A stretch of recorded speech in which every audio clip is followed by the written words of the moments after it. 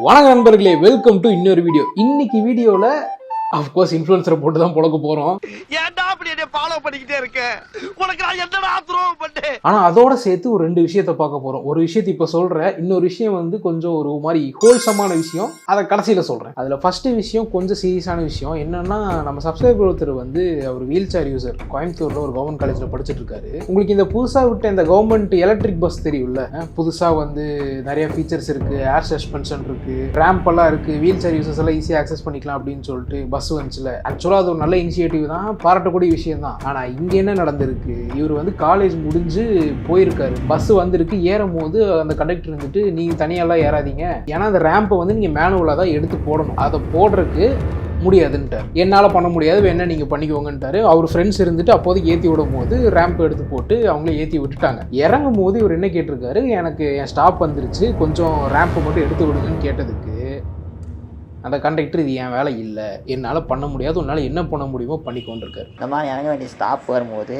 Conductor வந்து driver வந்து பார்த்தீங்கன்னா தனியாலாம் வந்தால் நாங்கள் இறக்கி விட மாட்டோம், யாராவது கூட்டிகிட்டு தான் வரணும், நீங்கள் தானே உட்காந்து நீ இறங்கிக்கோன்னு சொல்லிட்டு என்னை இறக்கி விட மாட்டேன்னு சொல்லிட்டாங்க. எவ்வளோ சொல்லி பார்த்தேன், ரேம்பை கூட இறக்கி விடுங்க, நான் கூட இறங்கிக்கிறேன்னு. பட் அவங்க அதை கன்சிடரே பண்ணலை, அதெல்லாம் இறக்க முடியாது, நீ அவனை இறங்கி போ அப்படின்ட்டு திமிராவே கண்டக்டர் உட்காந்துருந்தார். ஏதோ அங்கே சுற்றி இருக்கவங்கலாம் முன்னாடி வந்து அவங்க தான் அந்த ரேம்ப் எடுத்து போட்டு இவருக்கு ஹெல்ப் பண்ணியிருக்காங்க. அந்த ரேம்ப் அங்கே இருக்கிறதுக்கான ரீசனே வந்து வீல் சேர் யூசர்ஸ் ஆக்சஸ் பண்ணுறதுக்காக தான்.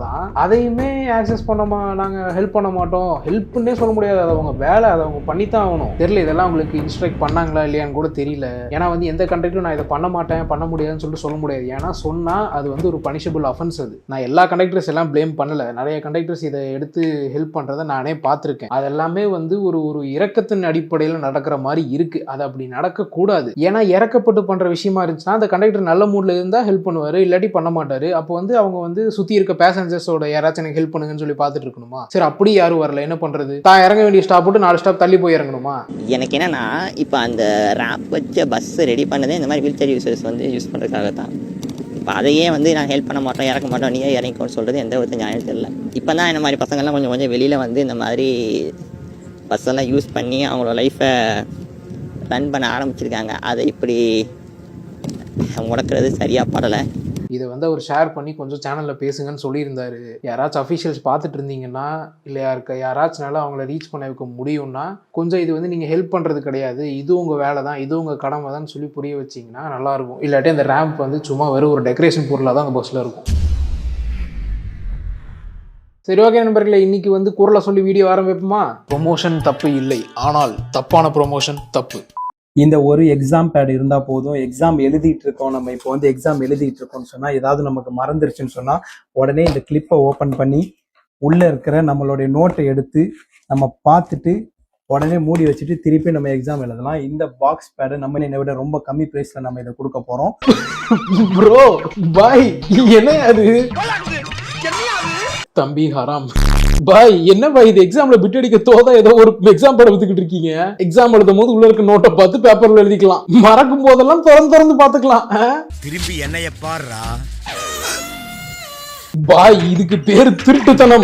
ஏதோ பெரிய ஸ்பெஷல் ஃபீச்சர் மாதிரி சொல்லிட்டு இருக்காரு. குழந்தைகளை தப்பா வழி நடத்திட்டு இருக்கீங்க பாய் நீங்க. 5 வேளை தொழுவுறமே எல்லாம் பாத்துருப்பாங்கற பயம். நான் ஸ்கூல் படிக்கும் போது ஜாமெண்ட்ரி பாக்ஸ் எடுத்துட்டு போனாலே அதுல உள்ள ஏதாவது வச்சிருக்கியா, வச்சிருந்தா எடுத்து போய் காமிச்சிரு அப்படின்னு சொல்லிட்டு மூஞ்சி முன்னாடி வந்து பயமுறுத்தி பதட்டமாக்கி விட்டுருவாங்க. இதுல இந்த பேடெல்லாம் எடுத்துட்டு போய் எக்ஸாம் டைம்ல டீச்சர்ட்ட செருப்படி வாங்கவா? வந்து எக்ஸாம் எழுதிட்டு இருக்கோம்னு சொன்னா, ஏதாவது நமக்கு மறந்துருச்சுன்னு சொன்னா உடனே இந்த கிளிப்பை ஓப்பன் பண்ணி எதுக்கு செருப்படி வாங்குறக்கா? இப்ப இருக்கிறதுக்கு வந்து கஞ்சா அடிச்சுட்டு தம் அடிச்சுட்டு இருக்க பசங்க தான் பிடிக்குது பண்ணுங்க. அப்போ எங்களை மாதிரி நல்ல பசங்களை எந்த பொண்ணுக்கும் பிடிக்காதா? இதுதானே உங்க கவலை ப்ரோ? இப்படிலாம் யோசிக்கிறத விட்டுட்டு வாங்க, இங்க உங்களை மாதிரியே தங்கமான பொண்ணுங்களா இருக்காங்க. விடிய விடிய உங்க கூட கால் பேசுவாங்க, நீங்க சொல்றதெல்லாம் கேட்பாங்க, உங்களை தாங்குன்னு தாங்குவாங்க. அதுவும் 1 ரூபியில நம்பலன்னா ஒரே ஒரு வாட்டி அப்ப டவுன்லோட் பண்ணுங்க. ஆப்புக்கு வந்தா பாரு, உன்னையும் ஒரு ஆளாம வச்சு பொண்ணுக்கெல்லாம் உன்ட்ட பேசுறாங்கன்னு சொல்லிட்டு காசு பிடுங்குவீங்க, அதானே? ஆமா சார். மாமா பையா, தங்கமான பிள்ளைங்க என்ன கூந்தலுக்கு விடிய தெரியாத ஒருத்தவங்க கிட்ட பேசணும், அவனை புடிச்சு தாங்கணும், அவன் சொல்றதெல்லாம் கேட்கணும். யோக்கியனுக்கு இருட்டுல என்ன வேலை? இதுக்கு போறவனுக்கு மட்டும் என்ன ஒழுக்கமா? பொம்பளைன்னு எழுதி வச்சா கூட அதை பாக்கறக்காண்டி காசு செலவு பண்ணிட்டு போவானுங்க. இதெல்லாம் ஒரு ஆப், இதெல்லாம் ஒரு சேவைன்னு இதுல வந்து அத்தனை யூசர்ஸ் இருந்துகிட்டு இருக்காங்க. இது ஒரு பன்னாடு, நீ ஒரு பரதேசி. அதுல நீ போய் பேசுனா ஏன்னா அஃப்கோர்ஸ் உன்கிட்ட வந்து ரொம்ப நேரம் பேசதான் செய்வாங்க. ஏன்னா நிறைய நேரம் பேசினா நிறைய காசு, அதுவும் உன்கிட்ட இருந்தா போகும். ஆனா உனக்கு தெரியாது, நீ வந்து பொண்ணு நம்மகிட்ட பேசுது, ஐ பொண்ணு அப்படின்னு சொல்லிட்டு இனிச்சிழிச்சுக்கிட்டு காசு செலவு பண்ணிக்கிட்டே கிடப்ப.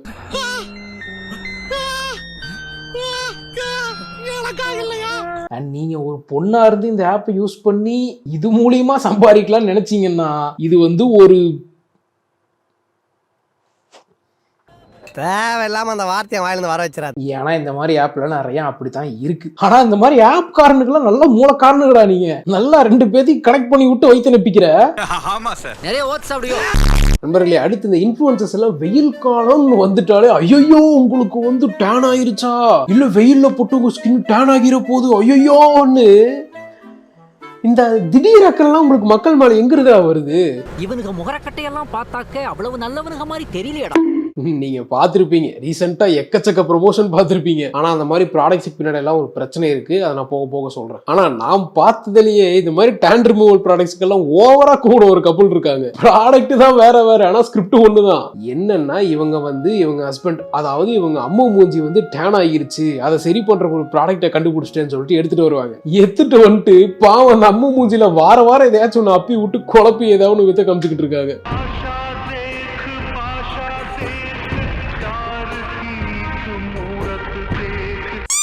ஜஸ்ட் 10 மினிட்ஸ்ல பல வருஷமா இருக்க டேன் என்னோட அம்முக்கு ஈஸியா ரிமூவ் ஆயிடுச்சு. இது உண்மைதானா? என் அம்முக்கு டேன் ஓவரா இருக்கு அப்படின்னு நான் ஆர்டர் பண்ண ப்ராடக்ட் தான் enzyme detan pack for face and body. நான் என்னோட அம்முக்கு ஃபேஸ்ல ஒன் சைடு மட்டும் அப்ளை பண்ணி காட்டுறேன். நான் சொல்லல, இப்படித்தான் வாரம் ஒவ்வொரு ப்ராடக்ட் எடுத்துட்டு வந்து அம்மு மூஞ்சி பாதியை வந்து வெள்ளையடிச்சு விட்டுறாங்க.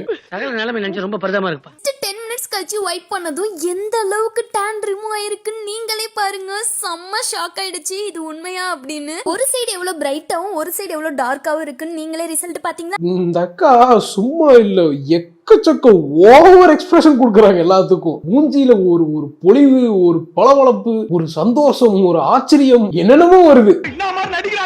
சரி, அது எப்படி போட்டு வலிச்செடுத்த கொஞ்ச நேரத்துல வெள்ளையாகிருச்சா? மனசாட்சி எல்லாம் புழுவுறீங்களா? ஆனா அவங்க தான் லைவ் ப்ரூஃப் காட்டிட்டாங்களேடான்னு சொன்னீங்கன்னா அதுக்கு பின்னாடி ஒரு மேட்டர் இருக்கு, நான் அதுக்கு வரேன். ஆனா ஃபர்ஸ்ட் இந்த டேன் எப்படி ஆகுதுன்னு பாத்துருவோம். சூரிய ஒளி வந்து உங்க ஸ்கின்ல அடிக்கும், வெயில் காலத்துல பலார்னு அடிக்கும். இந்த மாதிரி யூவி ரேஸ் வந்து அதிகமா படும் போது ஸ்கின் வந்து தன்னை காப்பாத்திக்கிறதுக்காக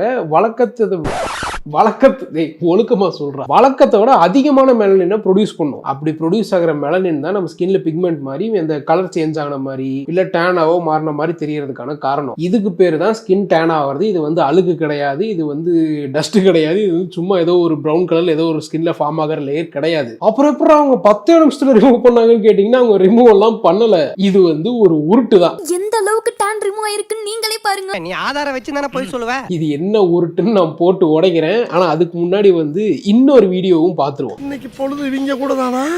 இது எப்போ போட்டது? ஜூன் 9ஆம் தேதியா? இது வந்து ஒரு 7 நாள் கழிச்சு ஜூன் 16ஆம் தேதி போட்ட வீடியோ. சத்தியமா இப்படி ஒரு ரிசல்ட் வரும்னு எதிர்பார்க்கவே இல்லை. ஆமாங்க, என் ஹஸ்பண்டுக்கு ரொம்பவே ஃபேஸ் ஃபுல்லா டேனா இருக்குன்னு நான் வைரலான அது ஒண்ணும் இல்ல, நீங்க முன்னாடி பார்த்த அதே ஸ்கிரிப்ட் தான், ப்ராடக்ட் தான் வேற. நீங்க இந்த அக்காவோட எக்ஸ்பிரஷனை மட்டும் பாருங்க. இந்த டைம் ஒரு ayurvedic product and bowl and பிரஷ்னு எல்லாமே கொடுத்துருவாங்க. ஸோ இது ஈஸியா யூஸ் பண்ணலாம். Just 1 spoon lotion and 1 spoon பவுடரையும் மிக்ஸ் பண்ணி அதை நம்ம ஃபேஸ்ல அப்ளை பண்ணணும். ஐப்ரோஸ், பியர்டு, முஸ்டாச்ல எல்லாம் படாத மாதிரி அப்ளை பண்ணுங்க. இதை நான் அப்ளை பண்ணி ஜஸ்ட் 20 மினிட்ஸ் கழிச்சு வைப்ஸ் பண்ணி பாக்குறேன். எந்த அளவுக்கு டேன் ரிமூவ் ஆயிருக்குன்னு பாருங்களேன். நீ உணர்ச்சி வச்சத அடக்கு, அப்பதான் உனக்கு நல்லது. நம்பவே முடியல, 20 மினிட்ஸ்ல இப்படி ஒரு ரிசல்ட்டா? டேன் ரிமூவ் ஆனது பாலிஷ் கிரீம் அப்ளை பண்ணிக்கோங்க. இப்போ ஒன் சைடு ஃபேஸ் எவ்வளவு கிளியராகவும் ஒன் சைடு ஃபேஸ் எவ்வளவு டேனாகவும் இருக்குன்னு உங்களுக்கே டிஃபரன்ஸ் தெரியுதா? இனிமே டேனை பத்தி கவலையே இல்ல, ஜஸ்ட் 20 மினிட்ஸ்ல ரிமூவ் பண்ணிடலாம். சோ 20 நிமிஷத்துல ஒரு பக்கம் மூஞ்சி வெள்ளையாயிருச்சு, அப்போ இருந்த டேனும் போயிருச்சு. அப்படிதானே? மெலனின் கஷ்டப்பட்டு உடம்புல டேன் உருவாக்குமா, இவங்க 20 நிமிஷத்துல வந்து அழிச்சுட்டு போயிருவாங்களாம். அப்புறம் எப்படிதான் இவங்க வந்து இந்த வெள்ளை அடிச்சுட்ட மாதிரி வெளுத்துட்ட மாதிரி காமிக்கிறாங்கன்னு சொல்லிட்டு ஒரு டவுட்ல போய் பார்த்தேன். இந்த மாதிரி இந்த இன்ஃப்ளூயன்சர்ஸ் எல்லாம் ப்ரொமோட் பண்ற ப்ராடக்ட்ஸ் பின்னாடி இருக்க இன்கிரீடியன்ஸ் என்னெல்லாம் இருக்குன்னு போய் பார்த்தேன். ஒவ்வொரு இருந்துச்சு. ஆனா எல்லா ப்ராடக்ட்லயும் ஒரு குறிப்பிட்ட இன்கிரீடியன்ஸ் தொடர்ந்து இருந்துச்சு. உங்களுக்கு எல்லாமே அவர்தான். Hydrogen peroxide. இந்த ஹைட்ரஜன் பெராக்சைடு யாருன்னு கேட்டீங்கன்னா இவ வந்து ஒரு oxidising and bleaching agent. Bleach அடிக்கிறவன். அதாவது உங்க ஸ்கின்ல இருக்க டேன்லாம் இது எதுவுமே ரிமூவ் பண்ண கிடையாது. உங்க ஸ்கின்னை ப்ளீச் அடிச்சு விட்டு வெள்ளையா இருக்க மாதிரி காமிச்சிருக்கு, அவ்வளவுதான். சும்மா சும்மா இது எல்லாமே சும்மா. நீ ஒன்று கவனிச்சிங்களா, இந்த ரீல்ல இல்லை இந்த மாதிரி இருக்க மற்ற ரீல் எல்லாமே வந்து உங்க புருவத்துல மீசதாடிலாம் படாம அப்ளை பண்ணுங்கன்னு சொல்றாங்க. ஏன் படாம அப்ளை பண்ணணும்? பட்டுச்சுன்னா முடியும் ப்ளீச் ஆகி போயிடும். என்னடா சொல்ற? ஆமாண்ணே. இங்க பாருங்க, இப்போ இவங்க ப்ரொமோட் பண்ண இந்த ப்ராடக்ட்லயே ஹைட்ரஜன் பெராக்சைடு, சோடியம் பெர்சல்ஃபேட், பொட்டாசியம் பெர்சல்ஃபேட், இந்த இன்கிரீடியன்ஸ் எல்லாமே வந்து ப்ளீச்சிங் ப்ராசஸ்க்கான இன்கிரீடியன்ஸ் தான். ப்ளீச் இருக்க ப்ராடக்ட்ஸ் யூஸ் பண்றதுனால சில பேருக்கு வந்து சைடு எஃபெக்ட் ஸ்கின்ல காட்டலாம். Which is not skin friendly, it is harsh on the skin. In fact, one of the person we tried this on ended up having rashes. Coming to my experience, I applied the product. I wanted to keep it for 10 to 20 minutes as mentioned in the pack, but within 3 minutes it started burning my skin like intolerably. I rinsed it off immediately and my skin turned red. It was burning even a day later. டேய் மாமா, S என்னடா இப்படி அரிக்குது? அதுவா, நீ சீக்கிரம் வெள்ளையாகணும்ட்டு நான் தான் அதுல கொஞ்சம் ப்ளீச்சிங் பவுடரை மிக்ஸ் பண்ணிட்டேன். இதெல்லாம் ஒரு மண்ணும் தெரியாம மூஞ்சில பாதி பக்கம் அப்பிட்டு இங்க பாருங்க, ஒரு பக்கம் வெள்ளையா இருக்கு, ஒரு பக்கம் கருப்பா இருக்கு, என் ஸ்கின் டீடேன் ஆயிடுச்சுன்னு சொல்லிட்டு உளறிக்கிட்டு இருக்காங்க. ஜஸ்ட் 10 மினிட்ஸ்ல பல வருஷமா இருக்க டேன் என்னோட அம்மாக்கு ஈஸியா ரிமூவ் ஆயிடுச்சு. இது உண்மைதானா? உனக்கு இத பத்தி ஒரு மண்ணும் தெரியாது.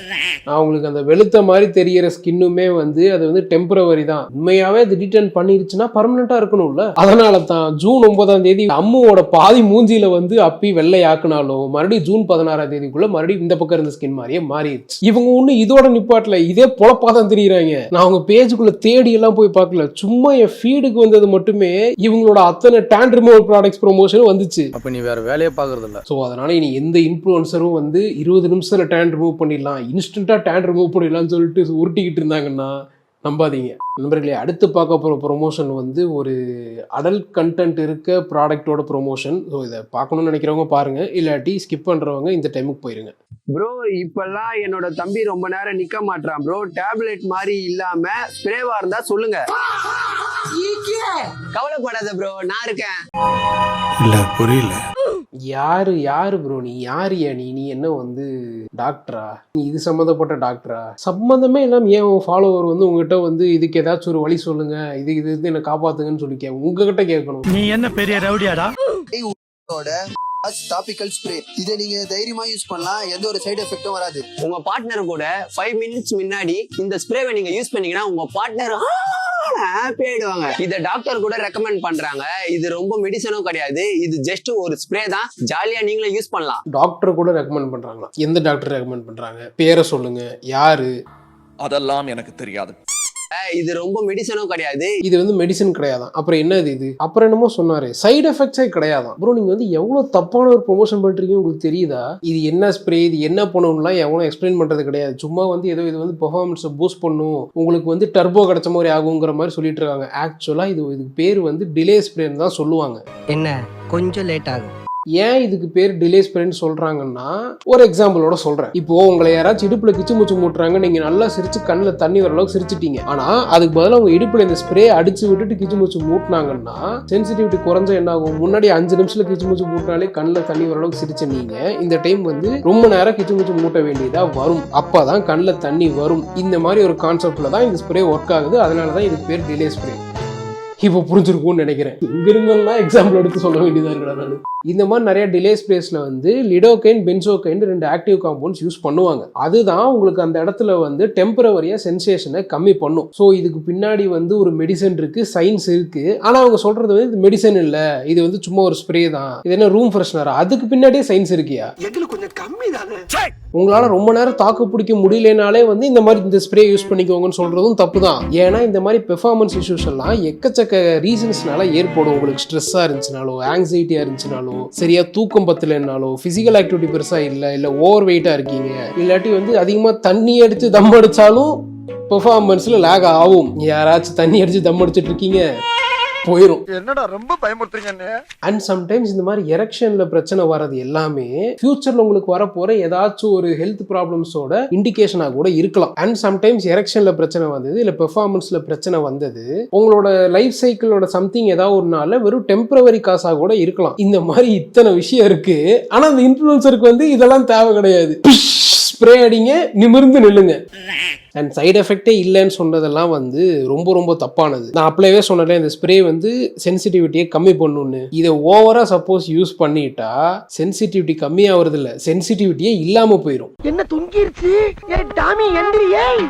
அந்த மாதிரி எக்ஸ்ட்ராவாக யூஸ் பண்ணலைனாலும் சில பேருக்கு இதனால வந்து இரிட்டேஷன் வரலாம், சில பேருக்கு அளவாக யூஸ் பண்ணியுமே சென்சிட்டிவிட்டி ரொம்ப கம்மி ஆகலாம். இந்த மாதிரி சில சைடு எஃபெக்ட்ஸும் இருக்குது. இதெல்லாம் இருக்கும் போது சைடு எஃபெக்டே கிடையாது அப்படின்னு சொல்கிறது ரொம்ப தப்பானது. வந்து அடிக்கடி இந்த இஷ்யூ வருதுன்னா நீங்கள் கன்சல்ட் பண்ண வேண்டியது ஒரு டாக்டர் தான், இந்த மாதிரி கண்ட இன்ஃப்ளூயன்சர் சொல்கிறது கிடையாது. திருட்டு பைய முள்ள மாதிரி பைய இவன் கூட சேராது. ஓகே நண்பர்களே, அம்புட்டு தான் கண்டென்ட்டு. நான் ஸ்டார்டிங் ஒரு விஷயத்தை கடைசியாக சொல்கிறேன்னு சொன்னேன்ல, அது என்ன தெரியுமா? காட்டுறேன்.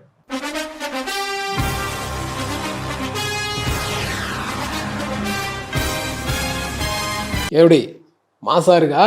மாசா இது ஏதோ நானே எடிட் பண்ணி கடையில் போய் ஃப்ரேம் போட்டதுன்னு நினச்சிக்காதீங்க. இது ஆக்சுவலாக நம்ம சப்ஸ்கிரைபர் கொடுத்த கிஃப்ட். இது மட்டும் இல்லை, இன்னொன்றும் கொடுத்தாங்க, ஒரு பர்சனலைஸ்டு ஸ்கிராப் புக். நான் இது ஃபோட்டோலாம் சைடில் ஒவ்வொன்றா போடுறேன்.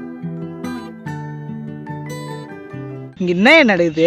ஸோ என்ன மேட்டர்னா, இன்ஸ்டாவில் இவங்க மெசேஜ் பண்ணாங்க. ஃபஸ்ட்டு வந்து இந்த மாதிரி சேனல் பார்த்துருக்கேன், ஸ்டார்டிங்லேருந்து பார்த்துக்கிட்டு இருக்கேன், ரொம்ப பிடிக்கும், அப்படி நல்லா இருக்குது அப்படின்னு தான் சொல்லிட்டு இருந்தாங்க. அப்புறம் ஒரு நாள் உங்களை நான் நேரில் மீட் பண்ணணும், ஒரு கிஃப்ட் ஒன்று தரணும் அப்படின்னாங்க. நான் ஸ்டார்டிங்கில் நம்பவே இல்லை. என்னடா உனக்கெல்லாம் யாரா கிஃப்ட் தருவா, சும்மா ஏதோ சொல்லிட்டு போகிறாங்கன்னு சொல்லிட்டு சரி கொடுங்கன்னு சொல்லிட்டு விட்டுட்டேன். அப்புறம் பார்த்தா நிஜமாவே ஒரு நாள் நான் கிஃப்ட் ரெடி பண்ணிட்டேன், உங்களை இந்த மாதிரி மீட் பண்ணணும், இந்த இடத்துக்கு இந்த டைமுக்கு வாங்க அப்படின்னு சொல்லிட்டு சொன்னாங்க. அது வந்து ஒரு பெரிய பார்க்கு, ஓகேவா? அவங்க என்ன சொல்லிட்டாங்க, முடிஞ்ச நீங்க என்ன கண்டுபிடிங்கன்ட்டாங்க.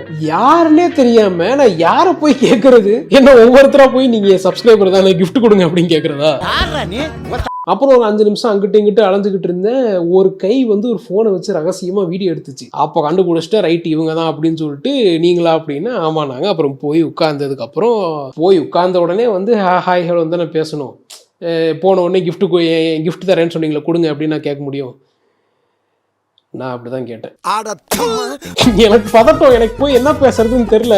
போன உடனே கிஃப்ட கொடுங்க அப்படின்ட்டு. அப்பதான் அந்த போட்டோ ஃப்ரேம் வந்து கிஃப்ட் ரேப் பண்ணி வச்சிருந்தாங்க. நான் எடுத்து பார்த்துட்டு போட்டோ ஃப்ரேம்னு தெரிஞ்சது, ஆனா வந்து இந்த மாதிரி எடிட் பண்ணி இதை பண்ணி கொடுத்துருக்காங்கன்னு எனக்கு அதுலயே பெரிய ஷாக் ஆகிட்டேன். எனக்கு வந்து ஒரு மாதிரி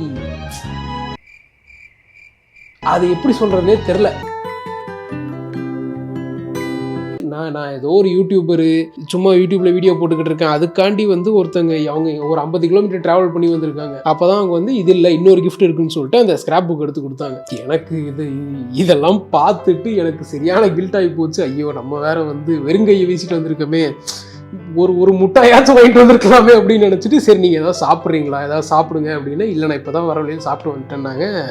ஒண்ணுமே பண்ண முடியல. அப்புறம் அப்படியே அங்கேயே கொஞ்ச நேரம் உட்காந்து பேசிட்டு அங்கேயே கிட்டத்தட்ட அவங்களுக்கு ஒரு 10-15 வாட்டிக்கு மேல தேங்க்யூ சொல்லியிருப்பேன். அதுக்கப்புறம் வீட்டுக்கு வந்து வேற டிஎம் பண்ணி வேற அத்தனை டைம் நன்றி சொல்லிக்கிட்டு இருந்தேன். ஏன்னா பெரிய இது தெரியல உங்களுக்கு இது எப்படி ஃபீல் ஆகுதுன்னு எனக்கு தெரியல. ரேண்டமாக ஒருத்தர் வந்து உங்கள் யூடியூப் சேனல் எனக்கு பிடிச்சிருக்கு, உங்கள் ஒர்க் எனக்கு பிடிச்சிருக்கு, அதனால நான் எஃபர்ட் போட்டு காசு போட்டு இவ்வளோ எஃபர்ட் போட்டு ஒரு கிஃப்ட் பண்ணியிருக்கேன் இந்தாங்கன்னு கொடுக்கும்போது எனக்கு ஸ்டில் இப்போவுமே அதை வந்து எப்படி சொல்கிறதுன்னு தெரில. புரியுது, எனக்கு நல்லா புரியுது. ஆல்ரெடி அவங்களுக்கு பல வாட்டி நன்றி சொல்லிட்டேன், இருந்தாலும் வீடியோவில் சொல்லிக்கிறேன். இது எல்லாத்துக்கும் நன்றி. பட் என்னன்னா அன்னைக்கு வந்து ஈவன் அவங்க கிஃப்ட் எல்லாம் தராம சும்மா சொன்னடா பிராங்க்னு என்னடா நம்பி வந்துட்டியான்னு கேட்டா அதுக்கு என்ன பண்றதுன்னு சொல்லிட்டு அதுக்கு கூட ப்ரிப்பேர் ஆகிட்டு போனேன். நானு ஏன் கன்சிஸ்டண்டா வீடியோ போட மாட்டேன்னு கேட்ட கேள்விக்கு என்னால் பதில் சொல்ல முடியல. அதாவது உனக்கெல்லாம் கன்சிஸ்டண்டா வீடியோ போடுறதுக்கு என்னடா கேடு அப்படிங்கிறத வந்து கொஞ்சம் டீசெண்டா கேட்டாங்க, அவ்வளவுதான். கிஃப்ட் கொடுக்குறவங்க கிஃப்ட் தான் கொடுக்கணும், அது என்ன வந்து ஏன் கன்சிஸ்டன்சி இல்லைன்னு சொல்லிட்டு தப்பான கேள்வி எல்லாம் கேட்கறது. இதே மாதிரி 2 வாரத்துக்கு முன்னாடி கேரளா போயிருந்த போது ஒருத்தரை பார்த்து அவரும் இதே கேள்விதான் கேட்டாரு. அது என்னையா எல்லாருக்கும் அதே கேள்வி, கமெண்ட்ஸ்லயும் அதே கேள்வி, டிஎம்லயும் அதே கேள்வி, எல்லாரும் கலாய்ச்சா என்ன பண்றது?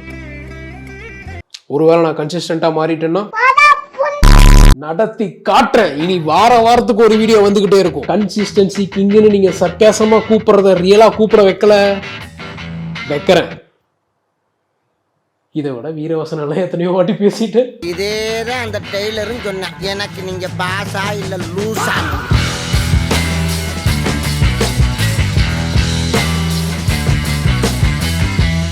நெக்ஸ்ட் மீட் பண்றேன்.